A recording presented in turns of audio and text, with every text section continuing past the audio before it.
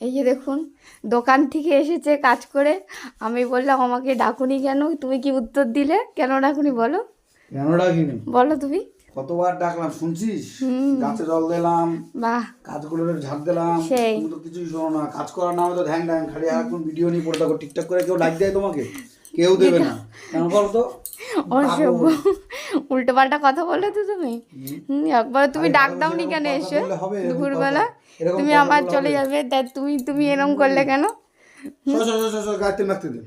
তুমি এরম করো কিসের জন্য? কি বলবে বল? তুই তো পাগল একটা। কি আমি কি পাগল। কার? তোমার জন্য? কার জন্য? হয়তো।